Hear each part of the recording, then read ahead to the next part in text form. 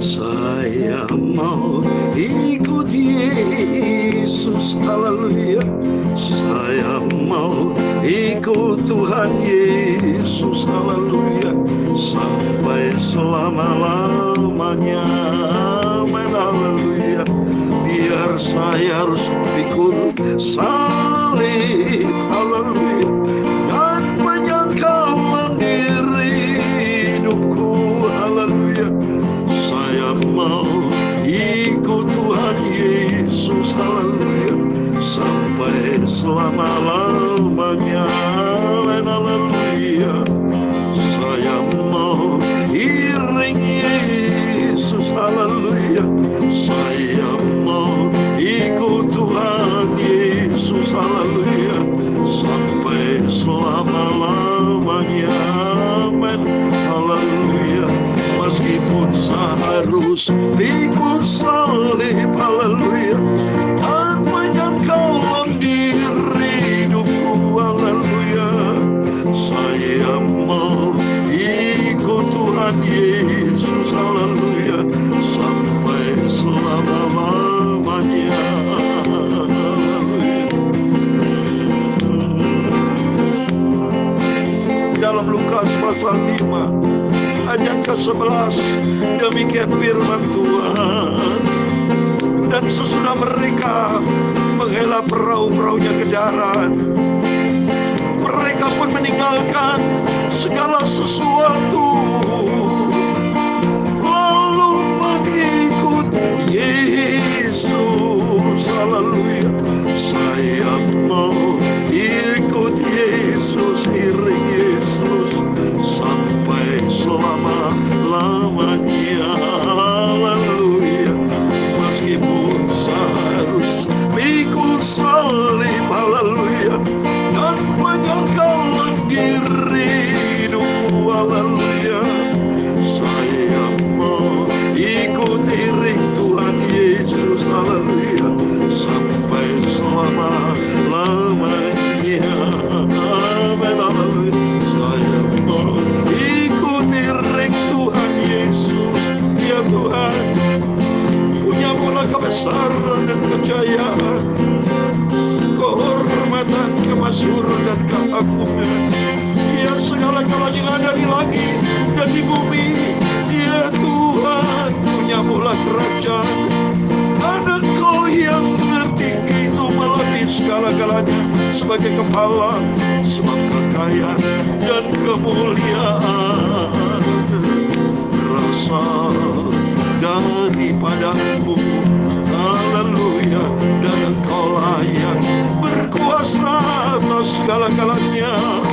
Dalam tangan-Mu kekuatan dan kejayaan, dalam tangan-Mu kuasa membesarkan dan mengokohkan segala-galanya, amin, haleluya. Meskipun saya pikul salib, haleluya, dan menyangkal diri hidupku, haleluya. Saya mau ikut Tuhan Yesus, haleluya, sampai selama-lamanya, haleluya. Saya mau ikut Tuhan Yesus, saya mau iring Tuhan Yesus, saya mau melayani pekerjaan Tuhan, haleluya. Biarpun saya harus bayar harga pengorbanan ikut Yesus, haleluya, tapi nanti kelak ada janji Tuhan, hidup kekal di surga selamanya.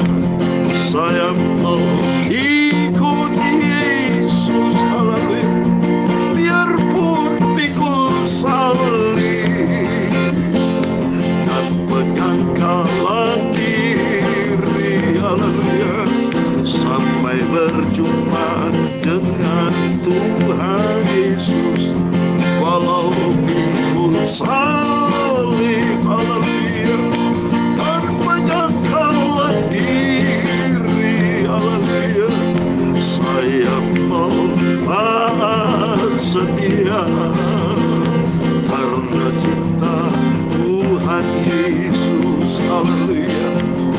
saya mau bergaul karib, haleluya, dengan Bapakku Tuhan Yesus. Karena saya cinta Yesus, haleluya, karena Yesus cintaku, amin, haleluya. Meskipun saya pikul salib, haleluya, harus menyangkal diri, sampai nanti kelak aku berjumpa dengan Tuhan Yesus, amin, haleluya.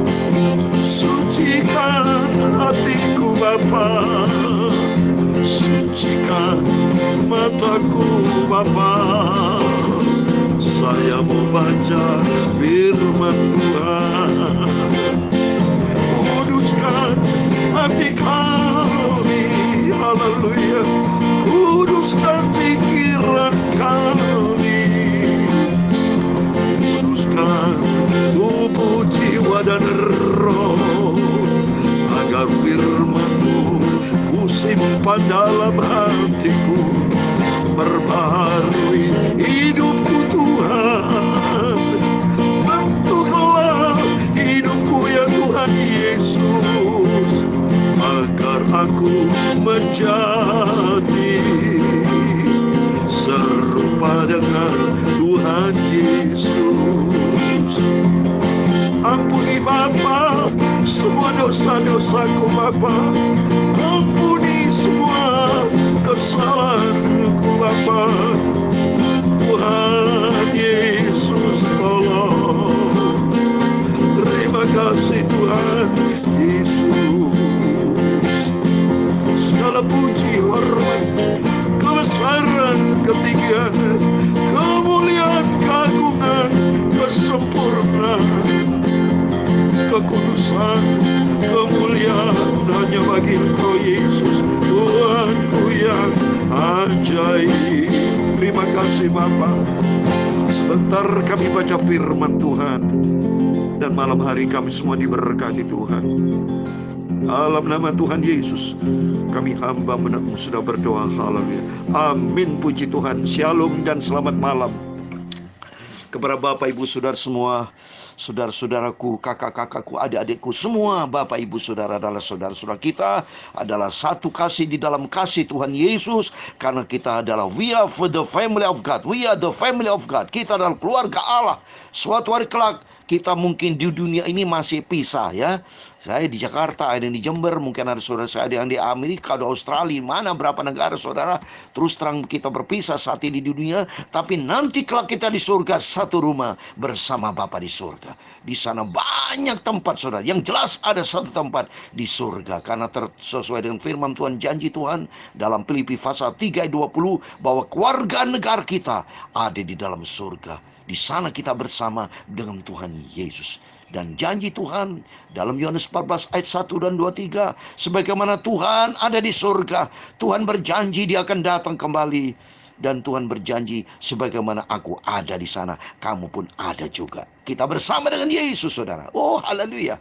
Oleh itu mari kita jadikan diri kita sebagai domba-domba yang mau dikembalakan oleh Tuhan Yesus.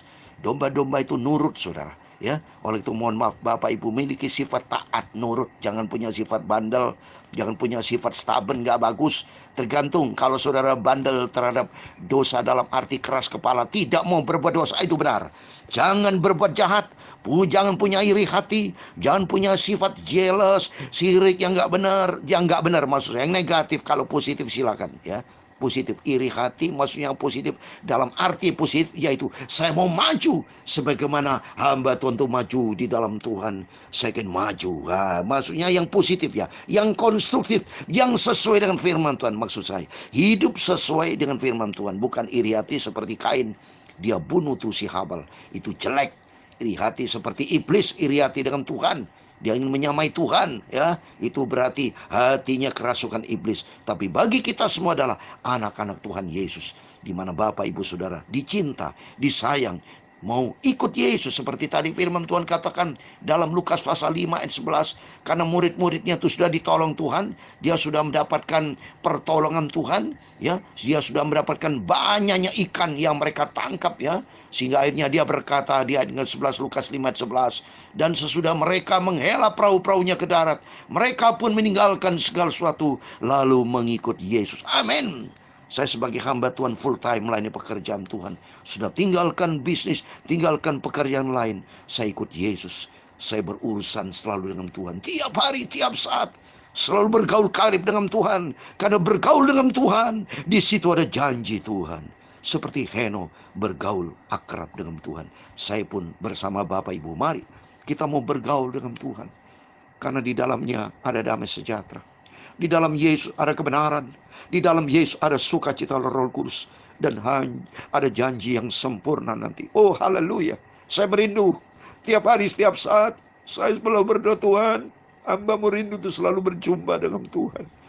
Demikian hati Bapak Ibu Saudara semua, mari ada kerinduan selalu berjumpa dengan Tuhan, saudara. Rindu. Dunia bukan tempat kita. Dunia ini sementara kita di dunia ini. Tapi tempat kita kekal, surga buat selama-lamanya. Waktu mari kita makin hari kita mau dibentuk sama Tuhan. Kita mau cinta Tuhan sampai nanti kalau Yesus datang sangka kala Allah berbunyi, nama kita disebut, nama kita ada bersama dengan Tuhan, karena kita kekal selama-lamanya di surga. Amin. Mari puji Tuhan. Sebelum kita berbareng tidur, mari kita baca firman Tuhan. Setiap malam sebelum kita tidur, baca kitab perjanjian baru. Bangun tidur, baca perjanjian lama. Tiap pagi, jadi rutin terus sampai Tuhan Yesus datang kembali, ya. Sementara belum Tuhan datang, kita menantikan dari Kejadian sampai Maleakhi kita baca perjanjian lama, dan perjanjian baru dari Injil Matius sampai kitab Wahyu. Puji Tuhan, sekarang kita baca malam ini sudah sampai di 2 Timotius pasal 2 ayat 1 sampai 13, saudara, ya. Awalnya kita 1 Januari 2021 terus dengan setia Bapak Ibu bersama saya, ya, dari Injil Matius pasal 1 dari ayat 1 berurutan. Jadi kalau saudara selalu catat, ya, setiap yang saya kirim dicatat, itu ada urut-urutannya. Sekarang sudah sampai di 450B. Jadi berarti kesimpulannya sudah 450 hari loh saudara. Kita jalan ini. Sudah 1 tahun lebih. Kemurahan Tuhan berarti menerima firman Tuhan dari saya nih sudah 900 kali. 450 kali 2 kan. Satu hari kan 2. Jadi angka ini 1 itu 2 kali A dan B. A dan B.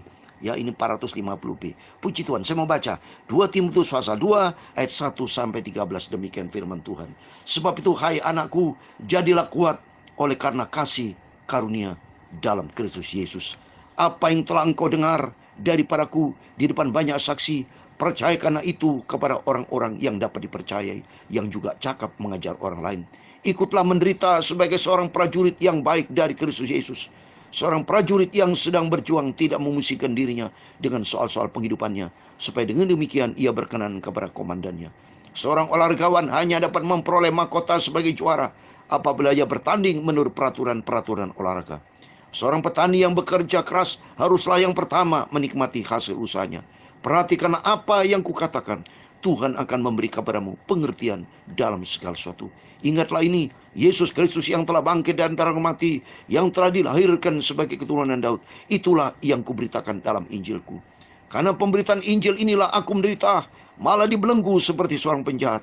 Tetapi firman Allah tidak terbelenggu. Amin. Haleluya.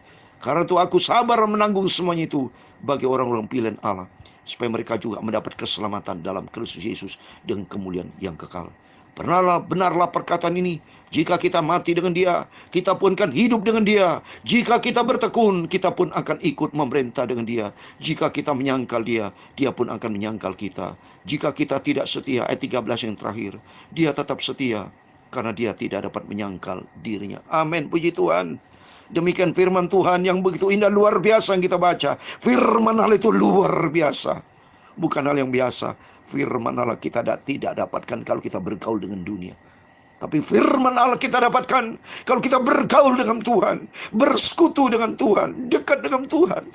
Hati yang merindu dengan Tuhan. Dalam nama Tuhan Yesus, Bapak Ibu Saudara semua diberkati. Yang semangat ikut Yesus. Seperti saya semangat, saya akan transfer spirit. Semangat yang saya miliki, semangat yang dari para hamba-hamba Tuhan yang terus maju melayani pekerjaan Tuhan luar biasa. Saya dapat semangat juga dari transfer dari Tuhan Yesus Roh Kudus, dari transfer Rasul Paulus, dari transfer hamba Tuhan Abraham, Musa, termasuk semua hamba Tuhan, termasuk papi mami saya almarhum, termasuk saudara-saudara saya, termasuk bapak ibu saudara. Kita saling transfer semangat. Semangat bukan dunia, semangat untuk kerajaan Allah, saudara. Karena kita berasal dari Allah. Tuhan ciptakan kita. Maka kita disebut manusia Allah, karena kita adalah manusia yang diciptakan oleh Tuhan. Mari, ada 3 hal penting saya mau sampaikan kepada Bapak saudara pada malam hari ini. Yang pertama, kita harus kuat di hari yang satu. Sebab tuh, hai anakku, jadilah kuat oleh kasih karunia dalam Kristus Yesus. Amin. Kita kuat bukan menjadi orang lemah. Kita di dalam Kristus. Kan kita tidak pernah hidup sendiri. Kita hidup bersama dengan Yesus. Kalau bersama dengan Yesus, kita ada kekuatan yang baru bersama Tuhan. Buktinya saya sendiri bersama Bapak Ibu. Karena saya dekat dengan Tuhan, selalu dapat kekuatan. Kalau saya dekat dengan dunia, kacau saudara. Makanya banyak orang-orang yang dekat dengan dunia bisnis, lemes, stres, bahkan ada yang bunuh diri. Karena apa? Dekat dengan dunia. Dunia tidak memberikan harapan. Dengan firman Tuhan, dunia akan lenyap. Tapi bagi orang yang melakukan kehendak Allah, itu akan hidup kekal selama-lamanya. Makanya saat ini konsep kita harus berubah. Paradigma kita harus berubah. Perilaku kita harus berubah. Sentralnya Tuhan Yesus. Kalau sentralnya Tuhan Yesus, hidup kita aman, saudara. Karena ada firman Tuhan katakan dalam Mazmur 62 ayat 2 dan 3. Hanya dekat Allah saja aku tenang.